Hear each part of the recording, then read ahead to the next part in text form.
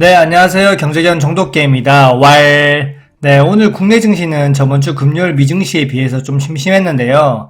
금요일 미증시는 고용지표가 잘 나오고 폭락했던 지역은행주가 반등을 하면서 또한 애플 실적이 양호하게 나오면서 미증시를 끌어올렸습니다.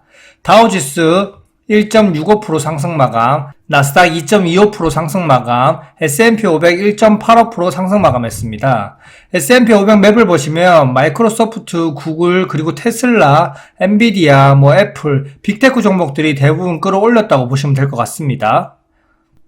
현 상태에서 S&P 500 추세선 그어놓은 거 보실게요. S&P 500 일봉 차트인데요. 일봉상에서 아주 이쁘게 추세를 따라서 잘 가고 있습니다. 가끔 언더슈팅이 나왔긴 하지만 그래도 추세를 맞추면서 잘 가고 있고요. 지금 20일 이평선을 다시 또 돌파를 했고 전고점을 넘어서 4200포인트 그리고 4300포인트까지도 업앤다운으로 가겠지만 그래도 넘볼 수 있는 자리고요. 주봉 한번 보실게요. 주봉을 보시면 제가 이번에는 여기 검은색 라인 120주 이평선을 뚫을 수 있을 것 같다고 했는데 아직까지는 지지부진하지만 그래도 한 번, 두 번, 세 번 이상 터치를 계속 하고 있고 계속 밑꼬리를 달면서 올라오고 있습니다.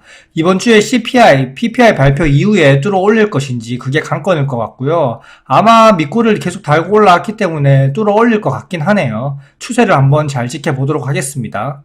S&P 500 주봉 차트에서 이 120주 이평선을 뚫어 올리면 120주 이평선이 또 강력한 지지 라인이 되면서 증시가 하락을 해도 120주 이평선을 지지해주면서 다시 또 순항할 수 있을 것 같습니다. 네, 이제 주요 관련 지표들 한번 보실게요. 네, 금요일날 미국 비농업 고용지수가 나왔는데 비농업 부문 고용이 25만 3천 건으로 16만 5천 건 그리고 18만 건을 다 예상치를 상회했습니다. 비농업 고용지수는 농축산업을 제외한 고용인구 변화인데요. 빅테크 기업들의 연이은 해고에도 불구하고 고용은 크게 무너지지 않아서 경기 침체 우려는 조금 완화해줬네요. 그리고 다음은 실업률이 나왔는데 실업률이 3.4%로 전월 대비 3.5%에서 소폭 하락을 했고 예상치보다도 밑돌았습니다. 실업률도 지금 최저를 계속 가리키고 있고 경기 침체 우려가 나오고 있는 와중에서 고용이 나름 탄탄하게 조금 받쳐주고 있네요. 다음 볼게요. 다음은 미국 평균 시간당 임금 전월 대비 전년 대비가 나왔는데 전월 대비 0.3에서 0.5로 소폭 증가 그리고 전년 대비 4.3에서 4.4%로 역시 증가했습니다. 지금 비농업 고용지수, 실업률, 시간당 임금 이런 걸 보시면 인플레이션이 천천히 완화되고 있는 와중에 경기 침체 우려를 밑에 바닥에서 받쳐주면서 살짝 완화시켜주면서 시장이 폭락보다는 박스권을 만들어주고 있는 모습을 보여주고 있고요. 또한 경기 연착륙에 대한 기대감도 불러일으키고 있습니다. 네, 다음 보실게요. 다음은 제임스 블러드 연은 총재의 발언이 있었는데요. 연준 의원들의 셧더 마우스 기간이 끝났고요. 제임스 블러드 연은 총재는 미국 경기 침체에 대한 논의가 과장됐다. 그리고 미국 경제가 연착륙을 달성할 수 있다. 또한 고용 보고서를 봤을 때 매우 타이트한 노동시장이고 이를 시키는 데는 좀 한동안 시간이 걸릴 것이다 라고 언급했고요. 결국 인플레이션이 천천히 완화되면서 연착륙 시나리오로 가고 있다 이렇게 언급을 했습니다. 네, 이제는 연준 인사들의 발언을 그냥 참고하면 되겠고요. 네, 다음 또 주요 일정 한번 보실게요. 이번 주에 주요 일정을 보시면 5월 8일 월요일에는 크게 별다른 일정이 없고 5월 9일 화요일날 존 윌리엄스 연은 총재 중립이고 투표권이 있습니다. 네, 발언이 있고요. 옥시덴탈 실적 발표가 있고 이건 크게 중요하지 않고요. 5월 10일 가장 중요한 날인데요. CPI 소비자 물가지수가 발표됩니다. 그리고 디즈니 실적 발표가 있고 또한 그 다음에 5월 11일 목요일날 PPI 생산자 물가지수 발표가 있습니다. 주간 신규 실업수당 청구 건수는 매주 발표되기 때문에 20만 건 이상 그리고 27만 건 이하에서는 크게 중요하지 않고요. 가장 중요한 건 10일날 있을 CPI 발표 그리고 PPI 발표가 가장 중요합니다. 그리고 5월 10일 금요일에는 미시간대 소비자 기대지수와 소비자 심리지수 그리고 인플레이션 기대치가 발표가 됩니다. 뭐니 해도 이번 주에 빅이슈는 CPI와 PPI가 되겠네요. 수치가 잘 나오는지 한번 체크 한번 해보자고요. 네, 다음 또 주요 뉴스 보실게요. 네, 주요 뉴스로는 급격한 경기 하강, 바이든 메카시 회동 앞두고 미국 옐런 미 재무장관이 또 디폴트 경고를 했다는 소식입니다. 부채 한도를 높이지 못하면 급격한 경기 침체 및 금융 재앙이 올 것이라고 옐런 미 재무장관이 얘기했는데요. 미국이 국가 부채를 상환하지 못하는 그런 그림을 만들진 않겠지만 미국 의회에서 바이든과 메카시 회동을 앞두고 계속 잡음이 나오긴 할 거고요. 미국이 기침 한 번 하면 우리나라는 토네이도가 부는데요. 디폴트 되면 다 같이 죽자는 거니까 디폴트 되진 않겠지만 6월 초까지는 지속될 이슈겠네요. 그 다음 이슈를 보시면 이제 곡물협정이 5월 18일 날 있죠. 곡물협정에서 이번에 몸싸움이 나서 우크라이나 의원이 러시아 관리 얼굴에 강펀치를 날렸다고 하네요. 참 이 사건은 누가 잘했다 못했다 말할 수가 없고요. 침략당한 우크라이나 입장에서는 침략국인 러시아가 본인의 국기를 빼앗았으니 총으로 쏴서 죽이지 않는 것만으로도 감사해야 된다 이렇게 생각할 수도 있을 것 같은데 결국 강펀치를 날리는 주먹질을 했네요. 이런 감정적인 요소를 빼고 객관적으로 보자면 러시아 대표단이 연설하고 있는데 그 옆에서 우크라이나 의원이 국기를 흔들었는데요. 이런 행동을 잘못했다라고 말하긴 좀 그렇습니다. 왜냐면 러시아의 침략 자체가 잘못됐으니까 학폭으로 치면 가해자가 연설하는데 피해자가 연설을 뒤엎은 것도 아니고 그냥 옆에서 깃발만 흔들었으니까 나름 피해자 입장에서는 평화적인 시위를 했다고 볼 수 있는데요. 하지만 튀르키예 국회의장은 일부 우크라이나 대표단이 도발적이고 공격적인 행동을 했고 용납할 수 없다. 튀르키예가 구축하려면 평화로운 환경을 방해하는 이 행동을 규탄한다고 비판했네요. 러시아나 더 많이 계속 비판해야 되지 않을까 싶네요. 전쟁을 미국이 끝내줬으면 좋겠는데 무튼 다음 곡물 최종 연장 기한은 5월 18일자고 연장 협정이 돼야지 인플레이션이 좀 더 자극하지 않을 텐데요. 지켜보죠.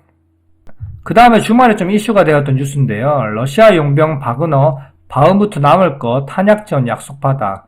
우크라이나 전쟁 최대 격전지로 꼽히는 바흐무트에서 러시아 민간 용병 기업 바그너 그룹이 후퇴하겠다고 얘기를 했었거든요. 근데 다시 또 탄약 지원을 약속받아서 후퇴하지 않겠다고 했네요. 장난치는 것도 아니고 주말에 러시아 국방부 장관을 공개적으로 욕할 땐 언제고 얘네들은 뭔가요? 그냥 바흐무트에서 철수하는 이유가 탄약이 없는 상황에서 병사들이 무의미하게 목숨을 잃을 수밖에 없기 때문이라고 얘기했는데 이 용병 기업이 전쟁을 참여한 것 자체가 무의미하게 목숨을 잃는 거 아닌가요?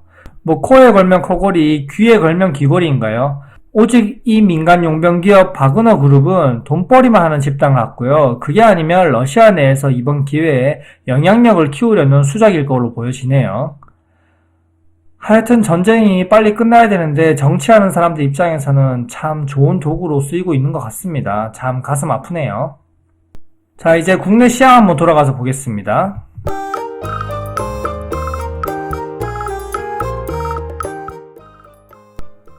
네, 오늘 국내 증시는 코스피 0.49% 상승 마감, 코스닥 0.33% 하락 마감했습니다. 지금 양시장을 보시면 코스피에서는 외국인과 기관이 쌍끌이 매수를 해줬는데 코스닥에서는 아직까지 눈치 보는 장세, 그리고 외국인이 좀 팔아줬습니다. 그리고 원달러 환율이 일주일 사이에 1,400원을 가는 게 아닌가 싶었는데 1,320원으로 다시 떨어져 줬고요.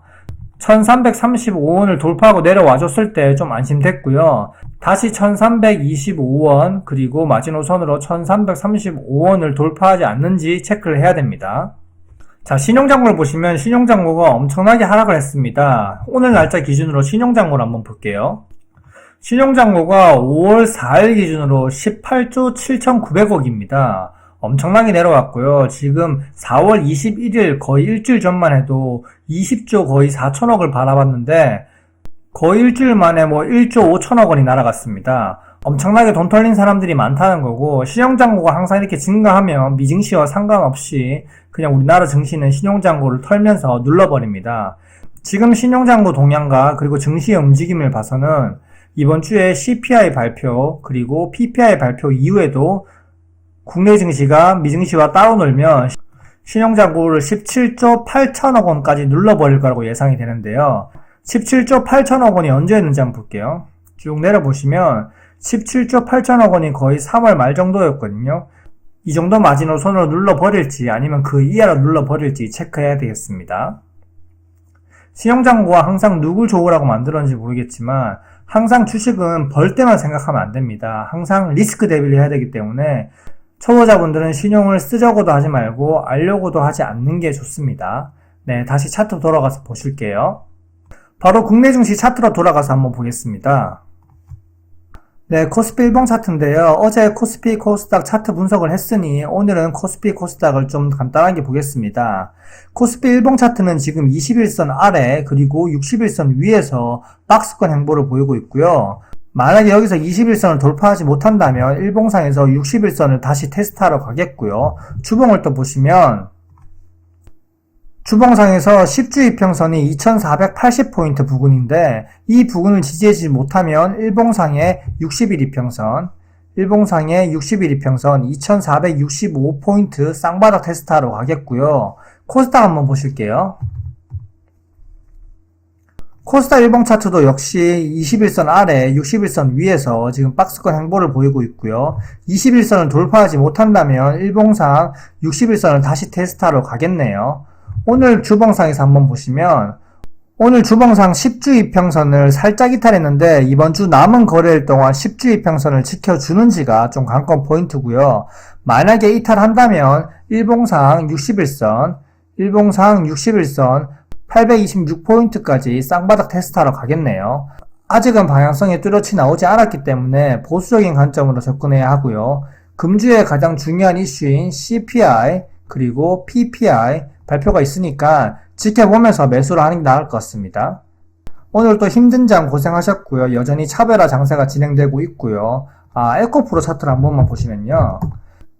지금 에코프로 일봉 차트인데요. 에코프로가 21선을 지지해주고 다시 또 올라가는지 아니면 다시 또 하락하는지가 관건인데요. 뭐 자세하게 분석한 건 또 나중에 올려드리겠지만 제 개인적인 생각으로 힌트를 드리면 항상 신고가 영역에서 이렇게 쌍봉을 만드는 신고가 쌍봉 형태는 좀 안 좋은 패턴이거든요. 그리고 거래량 역시 고점에서 계속 터져줬기 때문에 쌍봉에서 털고 내려오면서 하락할 수도 있습니다. 물론 2차전지가 또 수급으로 밀어 올릴 수도 있겠지만 조금 한풀 꺾인 모습을 보여주고 있는데요. 리스크 대비를 하면서 또 진행해야 될 것 같습니다. 네, 이상 정독계였고요. 내일 또 성투합시다. 구독과 좋아요, 알림 설정 부탁드립니다. 감사합니다.